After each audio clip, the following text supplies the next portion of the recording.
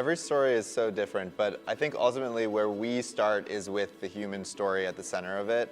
You know, if we've somehow met someone who just is like, gives you that like gut, like, whoa, this is so interesting, and they're profoundly engaging in some way, like that's the instinct that I think we've learned to trust. We've got a lot of ideas in our Miro boards and things of films that we want to create. And you can plan and you can think about them and you can see all the boxes that they check, but then it all gets thrown out in an instant when you're just moved and you feel it. You're like, that's the one. Like, you know, we got to restart. The others are on pause. This is the direction that we feel like is right for right now. I'm Chris Temple. And I'm Zach Ingrasci. And we make character-driven documentaries.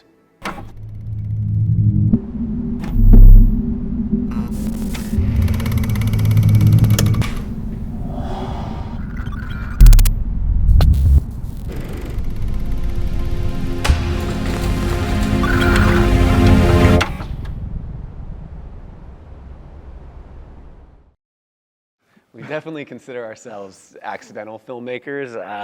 You know, we have never taken a film class. We didn't study film in school.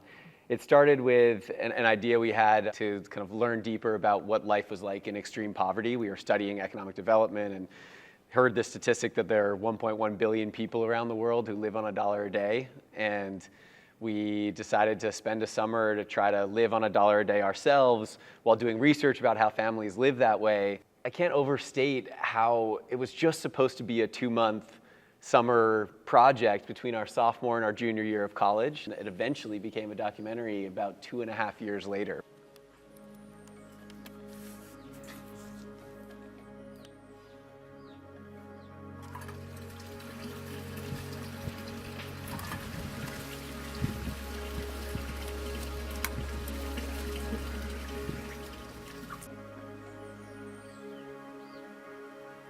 Our biggest challenge really in the community was building connections.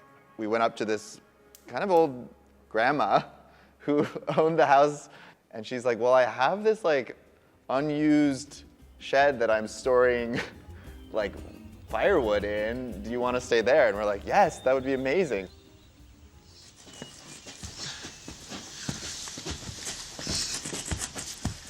Is that you're hitting stuff there? The first few weeks, we were just trying to survive. We were like trying to just learn how to like make tortillas from scratch and rice and beans. And these kids in the village would like stand up on the hill and they'd just watch us. You know, here are these gringos trying to like survive in their community. And then every day they'd like get closer and closer. One day they just like were all of a sudden like, you know, with us all the time. And ultimately, that first couple of weeks is when we met. The main subject of the film, Living on $1, is Chino. We really didn't know who he was initially, that he was kind of just the kid that was always around. And he was just like so eager to learn. Chino, ¿recuerdas cómo estás? How are you? Sí, perfecto. What often happens when you are working in communities is, you know, you're being invited into people's homes. They're often incredibly generous and like cooking you meals and all this stuff. And we could, because we were staying there in the next door house, we could invite people into our home. Sí, claro. Claro. Sean, sit down. Yo, ustedes, Chris, Zach, Ryan, Sean, para mí son como hermanos. Todos ustedes cuatro. Y si ustedes quieren regresar a mi casa, yo les doy la casa y comida, aunque sea una taza de pulque. It gave them an opportunity to come to us on their terms too, and like versus, again, so much of documentary filmmaking, it's like, we have a schedule of 10 hours this day, we've got to move from this to that. We didn't have any of that in this film. It was, we're living in our house, people would come and go based on their work schedules and when they could spend time with us, and it was really just a chance to get to meet some of the community and hopefully bring their stories to life in the film. There were so many moments of joy throughout the whole experience. One of them was really anytime we would go to the school and get to teach English classes or to try to play soccer with a chaotic game of 150 kids against 120 kids.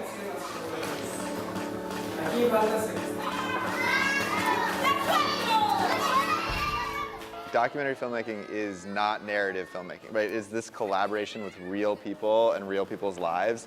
And like kids are the best. Like they're just down to like jump in and do the, and you know, for us, playing soccer was a way to like have fun and build relationships. And I think for all of our films, you know, it's finding those moments where you don't have to speak the same language or whatever, and you can find these shared joys and ultimately start that collaboration.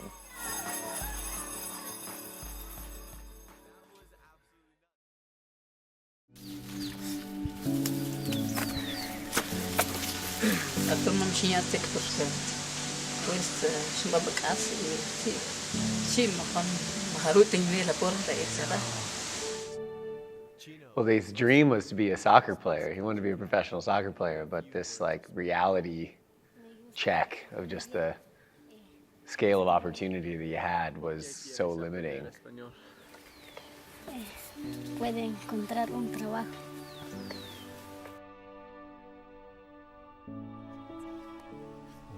I mean, this is when Chino's like intelligence and just kind of like hunger for learning came through. Every night he would come and do that. I mean, we only show one scene of this in the film, but every night he would come and be taking notes and learning English, and he thought English was a way out.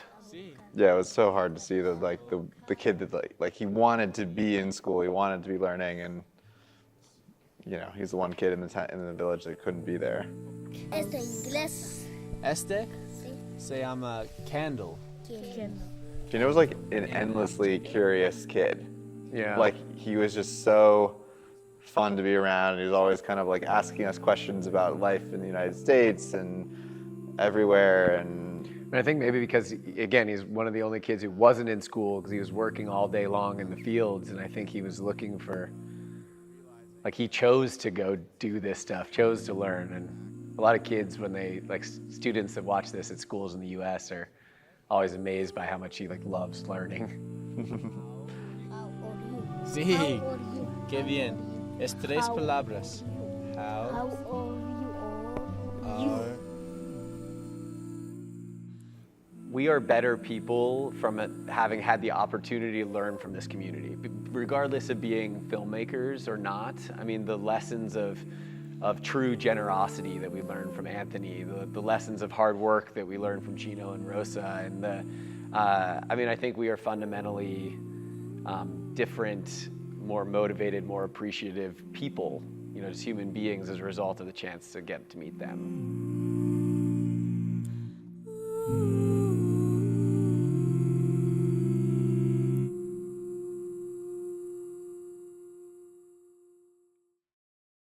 in 2017, Chris and I got this call in the middle of the night from Chino's sister. She was like, Chino decided to go north. He had made the journey, he had made it to Los Angeles, was on his way to New York City. We decided, we're like, okay, like let's get on a plane. We'll greet him in New York City. We're like, we want to be there for him when he kind of lands in a totally new place, something like a city that could not be any more different than Peña Blanca. We never would have been able to make 5 Years North had we not had this 7-year relationship with both them and their community.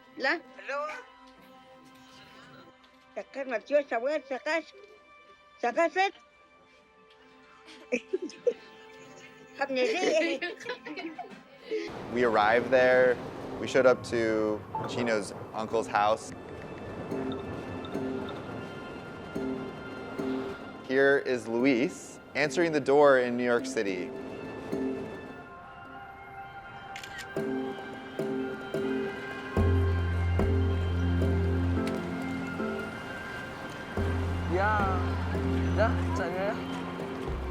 One thing that really stood out to us through filming 5 Years North was the mental health struggle that Luis was experiencing in New York City.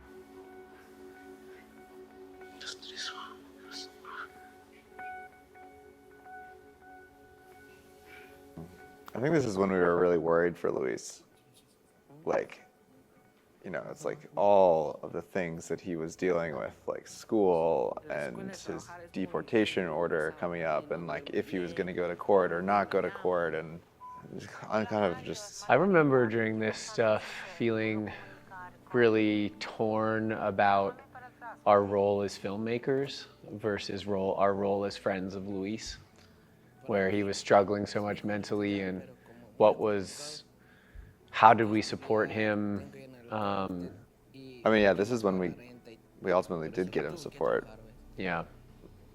which kind of like isn't what you're always supposed to do as filmmakers, but like, But it's a kid's life. Yeah. And those lines are really hard for filmmakers, but I think like, I remember deciding here that he needed support. He needed to talk to someone who was a professional, and he was dealing with serious mental health issues and challenges that no 16-year-old should have to deal with on their own.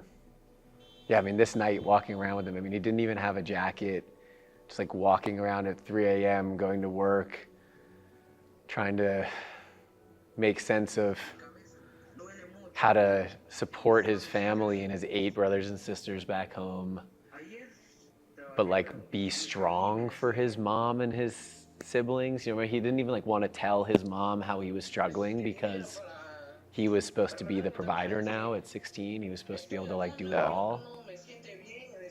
Yeah, I mean, I think we were just like endlessly like impressed by him, and at the same time worried for him, and at the same time like so frustrated with his like the reality of the situation he was caught in. And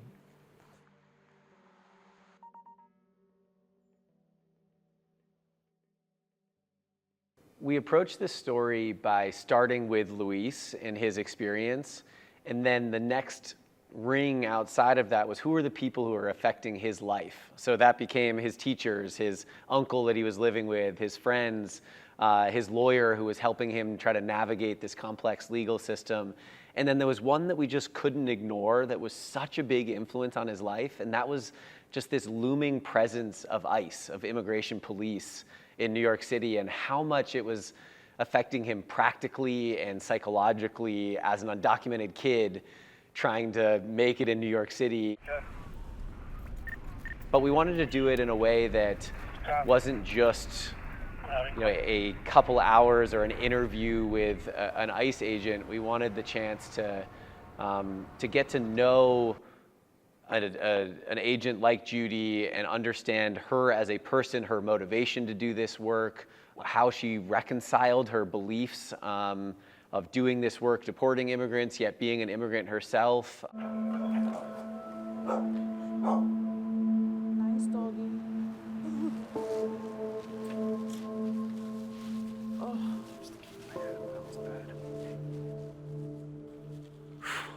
I don't get it. It's so sad that I feel like crying.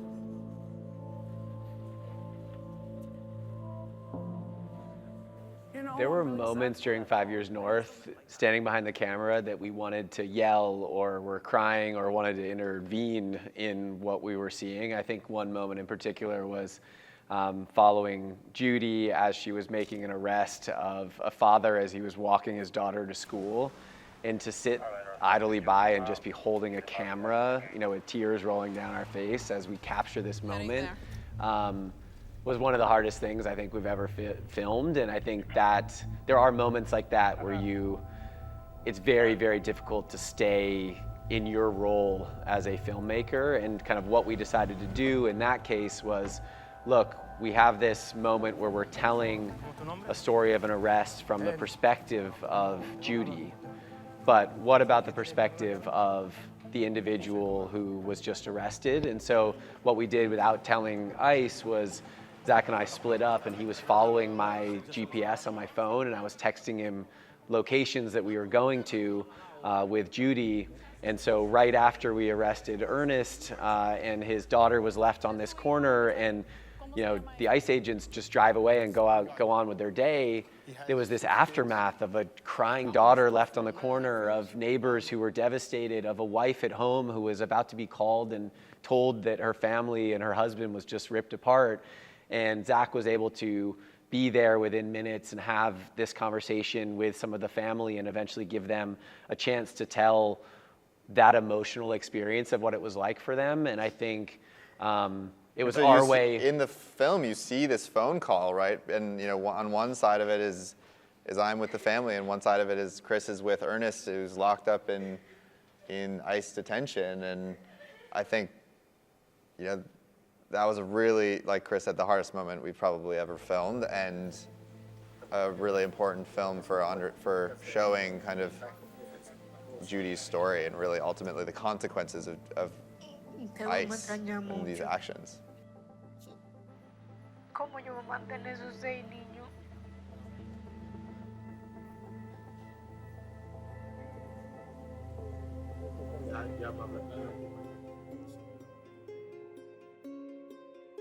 Our journey as filmmakers started in Peñablanca, and being able to revisit that through 7 years later, through 5 years north, ultimately is like, I think why we've stayed being filmmakers. I think these films have validated our values as filmmakers, that we want to make films that are deeply rooted in real human relationships and can develop empathy and understanding around the world. And then two, they can hopefully have some sort of an impact on the world. And I think both Living on $1 and 5 Years North have changed people's lives, and we couldn't be more thankful for that. My advice to filmmakers always is just like to get started, right? Like the journey will take you in crazy directions, but ultimately it's about constantly creating. There's a great video online that's narrated by Ira Glass called The Gap, you know, and it's this separation between your taste and your skill. It's called The Gap. The only way to shrink that gap between it is to continue to make more content and make more films and challenge yourself and push yourself outside your comfort zone. Once you have momentum, like it's so much easier to keep going. For anyone who's seeing this film, we hope it does inspire them to take action and to help get involved in the issue that these films are about, to change their behavior, to donate if they can, and have these films be that spark that hopefully moves you from inertia into action, and hopefully it starts you on your own journeys that can lead you, lead you down a really interesting path.